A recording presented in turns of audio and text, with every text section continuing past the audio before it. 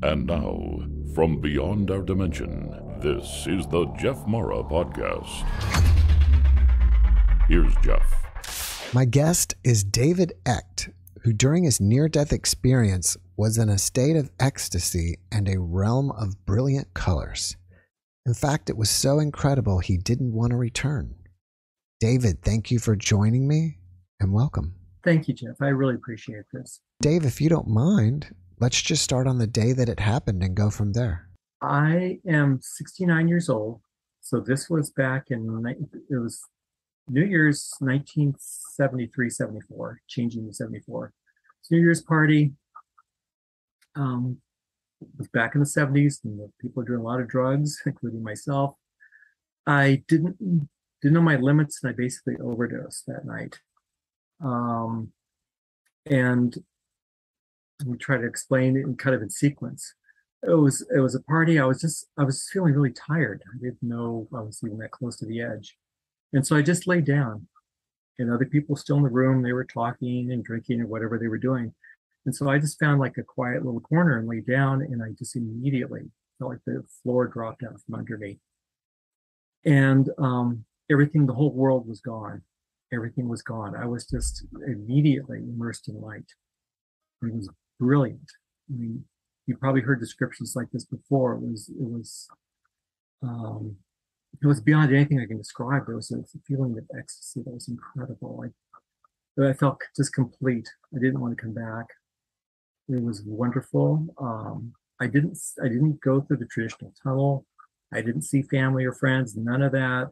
I just went directly into the light, and it was just completely ecstatic. Yeah. And I was there for a long period of time. I must have been dead for 20 minutes. I'm not even quite sure. After it was over, someone described to me like the next day what had happened. Because after this event happened, everyone just like cleared the room, basically, when I came to. So what she told me the next day was that there was light that emerged from my body, and she said it swirled around the room. She said everyone could see it. It was obvious. And then when I came to, like, basically, I was never the same. And I read not too long ago that that's not completely uncommon for phenomenon to occur when people die. It's not common, but it's not uncommon. It's been known to happen. And so my experience was really overpowering. I mean, I was dysfunctional for years and years after because of it. I was like kind of a normal, socialized, kind of, average guy. And afterwards, I was just completely, my whole personality, I think, had changed. Yeah, it was, and I went out, I came back to my body once during that period. I took a breath, and I just wanted to leave again. And so I went back into the light until finally I was there for a good period of time. And the message just came to me. It wasn't an audible voice or anything, but just like the knowledge came to me that if I didn't come back, I never would. My life was over. And so and I can't say it was a thought. It was more like a volition of will. So I just, I was back in my body. I opened my eyes, I drew a breath, I was back. I felt very affected by it immediately, because it never really leaves you. I've had a lot of years to reflect on it because it happened to me a very long time ago. It was a week before my 21st birthday. And so I've had a lot of years to reflect and try to figure out, because I didn't know what had happened to me for a long time. I wasn't sure what had happened. And so finally, the age of the internet came around. I started reading about near-death experiences and what other people had experienced. I realized, oh, that's what happened to me. I was unable to really kind of relate to most people afterwards because no one in my world had anything like that ever happen. So the aftermath was probably more striking than the actual experience itself in some ways. I was, for months and months afterwards, I would just lay down to fall asleep and I'd be out of my body, blind or something. Dozens of experiences where I was just out of my body. I flew with angels. I've seen them. I've been in the light a few times.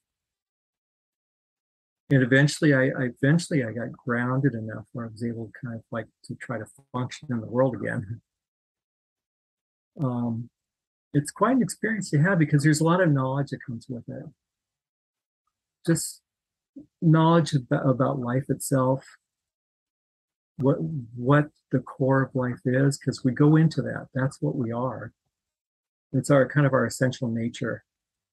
And so when the body mind ceases to exist, we experience this whole other realm that's part of ourselves. We're just unaware of it because we're caught in our thoughts and we have our, we believe that we are this, we're that, but this core part of us is always there. It always exists. We just have to get out of the way, to experience it. I have a lot of takeaways from it all. Yeah. One of them is that the line between life and death is just razor thin. There's, once I crossed over, I didn't even know it. The line was so thin; it was transparent at the time. It was if I had never lived. I didn't remember my life, anyone I'd ever known. I was so immersed in this experience that there was nothing else. There'd never been anything else. And that's kind of the reality. It was like this deeper reality has always been there. And it's incredible. It really is. We get in the world of thought and essential experiences. We're disconnected from that essential part of our own nature. And so this experience just eliminates all that. And so there we are. We are our essential nature. David, thank you for sharing your experience with us. When you first crossed over, did you realize that you were, in another world or possibly dead? There was kind of like I wasn't really even, it's like the body, mind, the mental process. When you die, that doesn't really function anymore. It's like it dies with a lot of our mental process dies with the body. It ceases to exist. And so we are just the experience. We're just pure experience without any thought involved or any, we modify our daily experience all the time with our thoughts and beliefs. But in that realm, there's nothing to modify that experience. So it's pure experience. So I didn't remember having ever lived. I had no thought or concept or anything of the life it just left. It was gone, and I didn't remember it, and I didn't care. There was no need to care. The ecstasy was so incredible. Nothing else seemed to matter. There was nothing else. And there was, and the light, I should explain, it was brilliant. It was brilliant colors. It was like vibrant, brilliant, multiple, every color imaginable. And I was part of it. It was all around me and it was me. And it was all ecstatic. Do you feel like the light was healing you? Possibly, because when I came to, finally, I didn't take drugs again. I didn't do anything again. I was, I had no desire to. I kind of was cured in a way. Not that I had a disease. I was just caught up with, a lot of people who were taking a lot, and that was kind of a thing to do back then. And I didn't know my own limitations. So, yeah, maybe in some ways it did kind of heal me. It left me different. My understanding of the world different. I think it's amazing that many people at the party saw this light swirling around your body. It Around the room, I was told. Sounds like to me they were witnessing you leaving. Yeah. And then at some point somebody appeared to witness you come back. Yeah, there was one person that told me, explained everything to me, that what had happened. And she said that everyone in the room saw it. And I think it really freaked people out because everyone exited really fast once they came to. And the experience was over. The room just cleared. How long were you gone for from this realm? No one was really keeping track of time, but it was a good 20 minutes. That's what I was told. While you were over there, did it feel like you were there for days or weeks? It was an eternity. Yeah, there was no time. It was, yeah, there was no thought of time. I was just there and it was never ending. And I felt complete, like I didn't feel the need to do anything or be anywhere or anything. I felt like I was complete in some way. You mentioned that on the other side, it was like your pure experience. Yeah. Would you say that's pure experience in real time and that you're never concerned about the past or the future? Yeah. Yeah. Bada bing, you got it. Yeah. Yeah. There's no time is like a condition, of this world. Of our 24-hour earth spinning cycles, yada yada yada. So when we leave this realm, there's no time. None of that exists. And you're not aware of it because you're not thinking. You also mentioned that there is a thin line between our realm and that realm, right? Yeah. Even at this point, do you feel like you can access that realm easily? No. In a word, I practice meditation. That's the closest I get. There are times where I find, I find some peace, how can I explain it? Closer to it. Where I can kind of like, it's there, I can feel it, but I'm not there. Yeah. But since then, and the months that followed, I had many other experiences where I was out of my body, where I felt the ecstasy again, or I was just free. I had trouble staying in my body. So, were you getting out of your body at will, or was that just something that was accidentally happening to you? It was happening spontaneously. I would just lie down and I'd be out of my body. I'd be flying, or I'd be something. It happened for quite a while afterwards. It took a long time to kind of get grounded in me again. Since your NDE, have you noticed that you have any new mental abilities that you didn't have prior? Yeah, yes and no. I can, how to explain it? I can see things more clearly in a way, psychically. I can tune into people pretty easily, can feel what they're thinking often. I don't use it as a tool or anything, but it's really easy. I avoid crowds because I get overwhelmed with all the vibration of so many people. So yeah, I've become much more sensitive in that way. After that party happened and so many people witnessed the light going around the room, were many people asking, "Hey, what happened to you? Where'd you go?" Or they were freaked out. They left.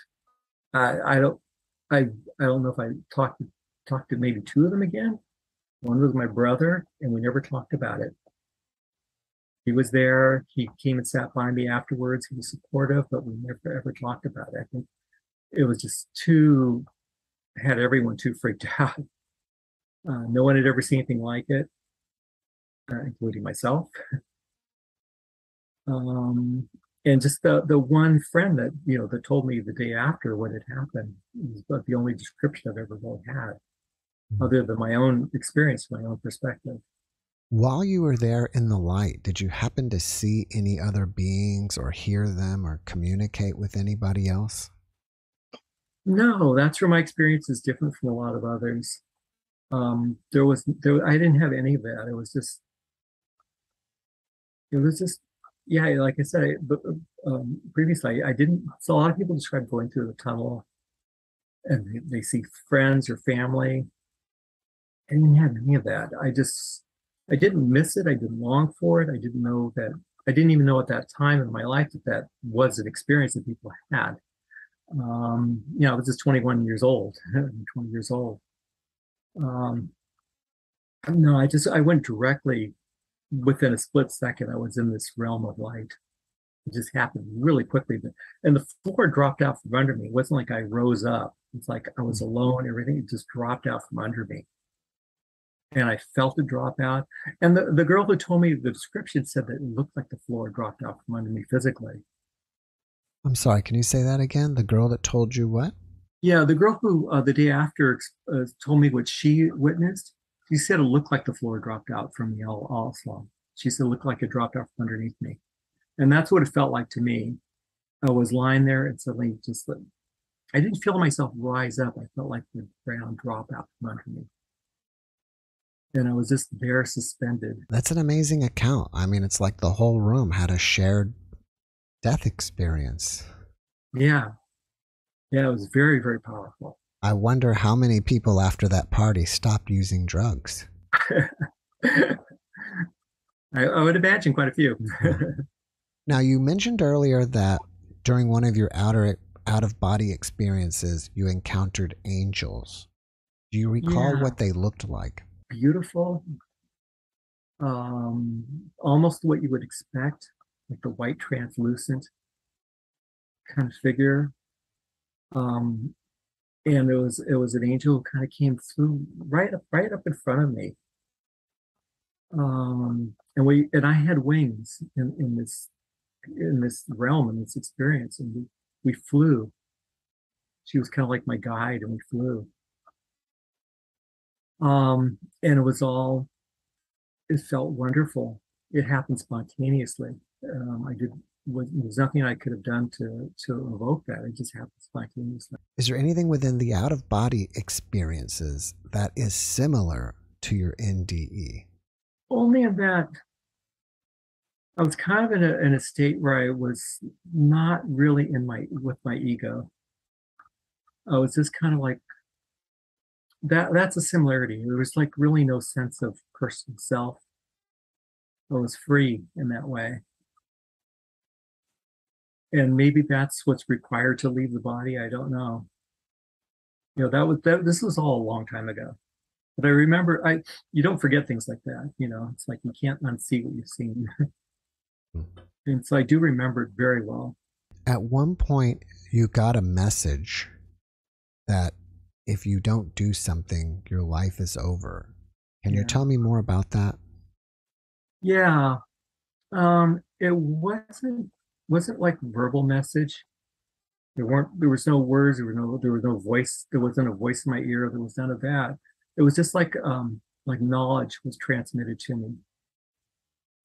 And I knew that, and it's like it's not a mental thought, even it's like a volition of my own volition that made me came back. Suddenly this knowledge, like I had to come back if I wanted to live.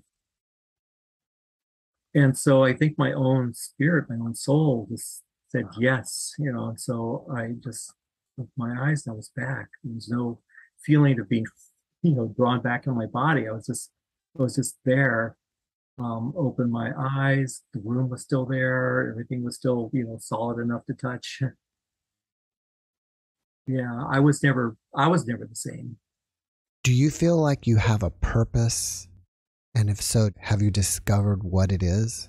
It's a really, really, really good question. Something I've thought about often, but I can't say I really know other than that. I think this interview is part of it, just trying to convey this message, because it's something I haven't talked about that much. I've told the story maybe half a dozen times in my life. So now I'm doing it, here. So purpose in life is to try to, from my estimation, is to understand why we're here, what our purpose is, not what our purpose, but what makes us alive. What is that essence within us to go back? It's like going home. That's our home. And so for me, purpose in life is basically finding the way home. And I think it's the same for all of us. We're all yearning for something, you know? And I think we're trying to find our way back to this essential essence of ourselves.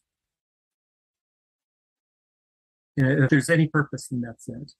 You mentioned that after your NDE, you were dysfunctional.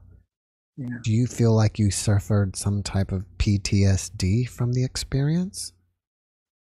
Yes. Yeah.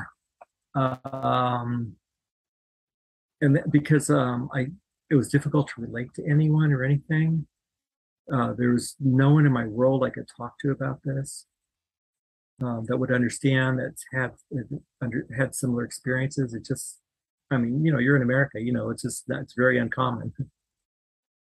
Um, so yeah, so I was dysfunctional. It was difficult for me to communicate with people. I had difficulty trying to hold jobs, all of it. I ended up working as an artist. As you can see, I'm still doing that. And I became an airbrush artist eventually, and that's how I kind of got by because I just couldn't really check in anymore and work. Um, that's been my saving grace to a lot of my life has been to draw. If we dig deeper into things like you didn't want to socialize with people and be with people, why was that?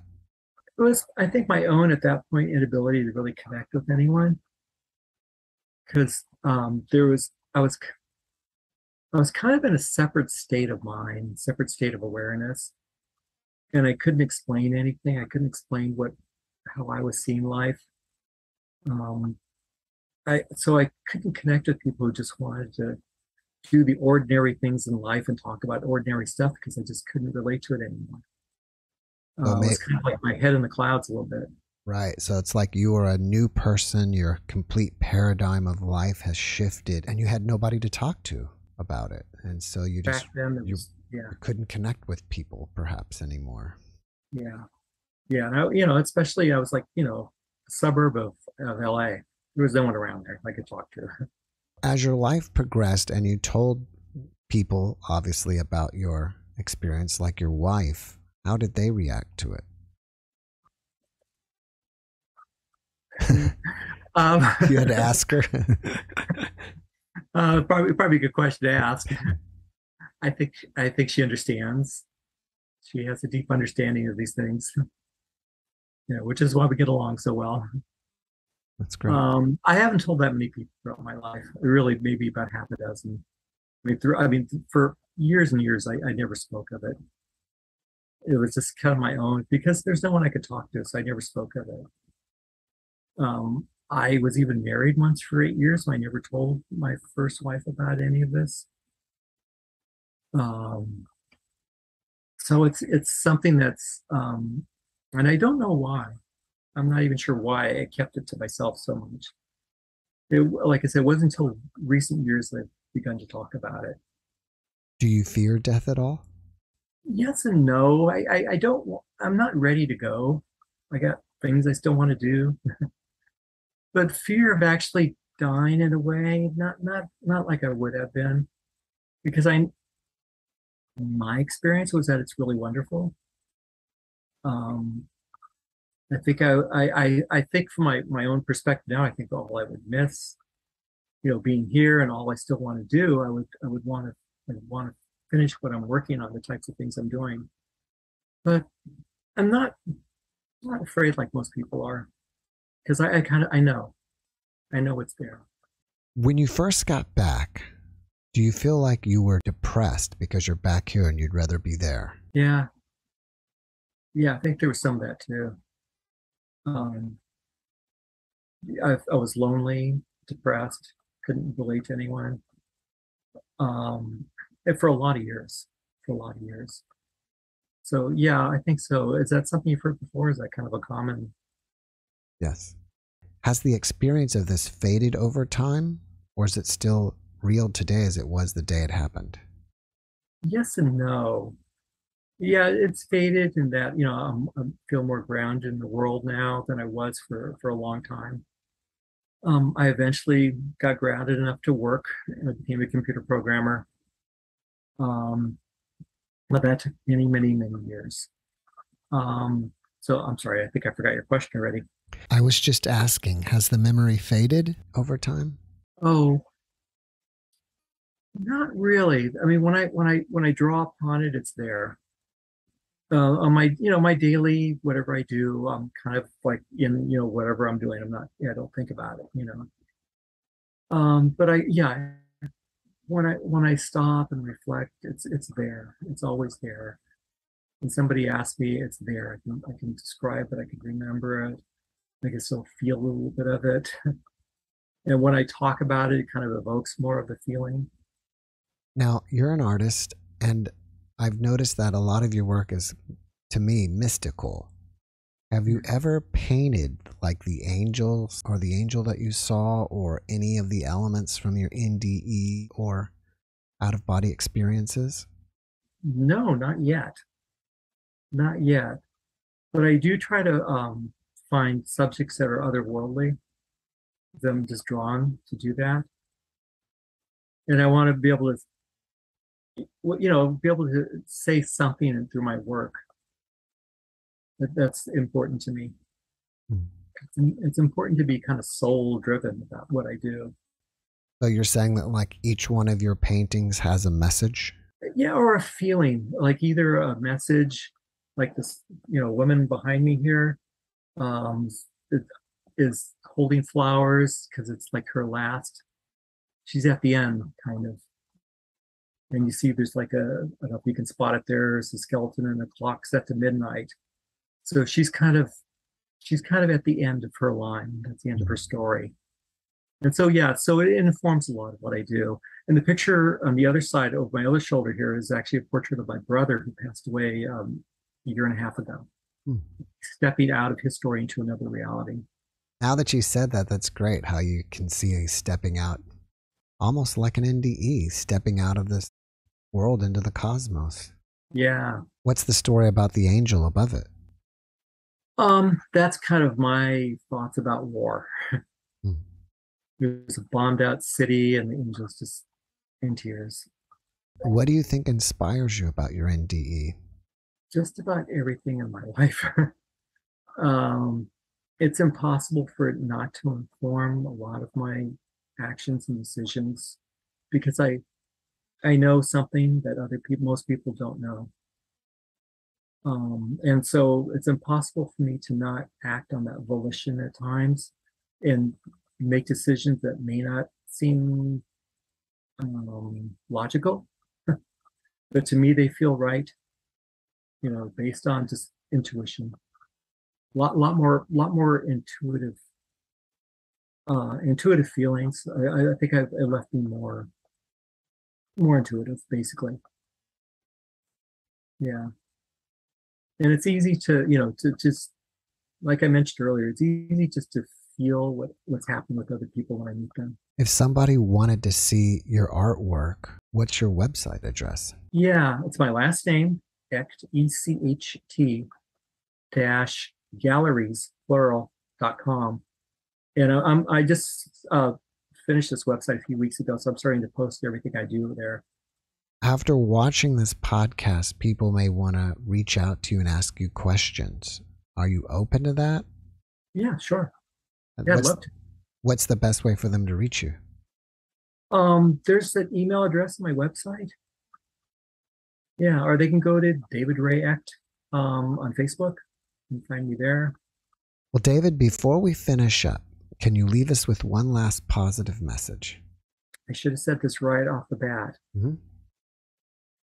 When you're there, when you leave this world, that ecstasy is love. It's just all pure ecstatic love. And it's not kind of like the worldly attachment love. It's like pure, it's wonderful.